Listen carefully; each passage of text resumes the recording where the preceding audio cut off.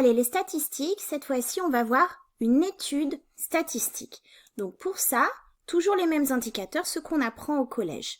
Donc d'abord, j'ai besoin un petit peu de regarder sur ma série les effectifs total. J'ai deux indicateurs de position pour voir à quel niveau ils sont positionnés, moyenne et médiane. Et un indicateur de dispersion qui va me donner une information sur l'écart, c'est l'étendue au collège. Alors cet exemple, je vais le faire sur les salaires dans une petite entreprise. Une équipe de 2 personnes qui gagne 1200 €, son chef 2400 €. Et puis une équipe de 3 personnes qui gagnent 1300 €, leur chef 2800 € et le big boss qui gagne lui 6000 €. Donc si je regarde d'abord la série, je peux la représenter comme une liste. Et en mathématiques, une liste, ça s'écrit entre accolades et les valeurs sont séparées par des points-virgules. On étudie les salaires, donc on écrit une liste des salaires. Donc ça, c'est la première façon de représenter la série. La deuxième, c'est bien sûr de faire un tableau. Et dès qu'on fait un tableau, eh bien, il y a moins de possibilités. On prend seulement les valeurs différentes. Mais pour chacune, je vais rajouter l'effectif. Par exemple, on a bien vu qu'il y a 2 personnes qui gagnent 1200 €. Ici, j'avais écrit le salaire de la première personne, le salaire de la deuxième. Ici, dans le tableau, j'écris 1200 € et en dessous, je mets que l'effectif, c'est 2. Pareil pour l'équipe de 3, eh bien 1300 €, 3. Les autres sont tout seuls. L'effectif total, c'est bien sûr la somme de tout ça, ça fait donc 8 personnes dans cette entreprise. Allez, on commence. Indicateur de position, la moyenne. Alors, la formule, on la connaît par cœur. Et ici, quand on a la série entière, eh bien, on commence par additionner toutes les valeurs de la série, toutes, et on divise par l'effectif total. Ensuite, en dessous, on écrit l'addition, le résultat, la somme, et puis toujours divisé par 8. Et à la calculatrice, je trouve donc que le salaire moyen dans cette entreprise est de 2187,50 €.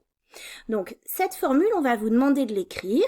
Vous écrivez le détail des calculs et souvent, on vous demande de l'interpréter. Je ne le fais pas ici. Bon, mais parfois, quand la série est donnée sous forme de tableau, cette fois-ci, il faudra utiliser la formule de la moyenne pondérée. Puisque ce 1200 €, on voit bien qu'il faut le pondérer par 2. Pondérer par 2, ça veut dire multiplier par l'effectif, par 2. Parce que 1200 €, il y a bien 2 personnes qui gagnent ce salaire-là. Donc, multiplié par 2. 1300 €, on a dit, c'est l'équipe de 3 personnes. Donc, 1300 € fois 3. Et les autres, uniquement fois 1, donc on pourrait s'en passer. Donc, quand on a un tableau qui contient des effectifs, cette fois-ci, il faut pondérer par les effectifs, ça veut dire partout multiplier par l'effectif. À nouveau, on commence par calculer le total qui est au numérateur. Comme par hasard, on tombe sur la même valeur que tout à l'heure, c'est normal, et donc la même moyenne. Encore heureux, puisque c'est bien la même entreprise. Simplement, j'ai changé de formule, puisque là, les données sont sous forme de tableau, tout à l'heure sous forme de liste. Allez, deuxième indicateur. Ah non, pardon. Pardon. Je voulais expliquer un petit peu ce que c'était la moyenne, vite fait. Alors, ici en bleu, j'ai fait un diagramme, un graphique avec des barres là. Et donc, en deux salariés qui gagnent 1200 €, les 3 qui gagnent 1300, les 2 premiers sous-chefs et le big boss qui gagne beaucoup plus. D'accord? Les salaires sont ici. Ma moyenne, elle est là. Et alors, qu'est-ce que ça sous-entend, cette moyenne? Ça sous-entend que si tout le monde gagnait le même salaire dans cette entreprise, eh bien, c'est que tout le monde gagnerait 2187,50 €. Ce serait le salaire moyen, ce serait le salaire que tout le monde gagnerait. Effectivement, comment est-ce qu'on l'obtient? On a bien fait au numérateur la richesse totale, quand on additionne tout, et puis qu'on partage en 8. Partager en 8, c'est bien sous-entendre que tout le monde gagne la même chose. Voilà un peu l'idée. Simplement, quand on regarde cette vraie entreprise, eh bien, on regarde en fait, en statistique, des écarts par rapport à la moyenne. C'est ce qu'on peut voir ici sur ce graphique. Bon, mais ça, c'est autre chose qu'on voit plus tard. Allez, la médiane, pour faire vite. Il faut commencer par ordonner la série. Donc, reprendre les valeurs de la plus petite, on les met dans l'ordre, jusqu'à la plus grande. L'ordre croissant. Donc ça, je commence à le faire sur mon cahier, hein, toujours, j'écris série ordonnée, je remets dans l'ordre, et je sais que la médiane, c'est la valeur qui divise en deux sous-groupes de même effectif. Donc elle est là. Comment est-ce que j'obtiens ça? Parce qu'ils sont 8. 8, si je divise en deux, il faut que j'ai 4 personnes d'un côté et un effectif de 4 aussi de l'autre côté. Et la médiane, c'est la valeur qui est au milieu. Donc ça, c'est la définition, puis du coup, on peut la comprendre. La médiane, il y a au moins 50% des salariés qui gagnent moins et au moins 50% des salariés qui gagnent plus. Hein, je vous rappelle que l'interprétation, il faut la prendre aussi. Donc, c'est une valeur qui est ici. Et ici, comme l'effectif total est pair, eh bien, ce serait n'importe quelle valeur entre ces deux-là. Mais de toute façon, il n'y a qu'une seule valeur entre ces deux-là, 1300 plus 1300 divisé par 2, si je calcule la moyenne de ces deux valeurs, c'est bien 1300, il n'y a pas de calcul à faire ici, hein. C'est pour que vous compreniez. Autrement, quand l'effectif total est impair, c'est plus facile, on l'a déjà vu. Ok, donc finalement, ce qu'on est en train de dire, il faudrait être capable de l'interpréter, mais là je vais le faire vite parce que c'est pas le but de cette vidéo.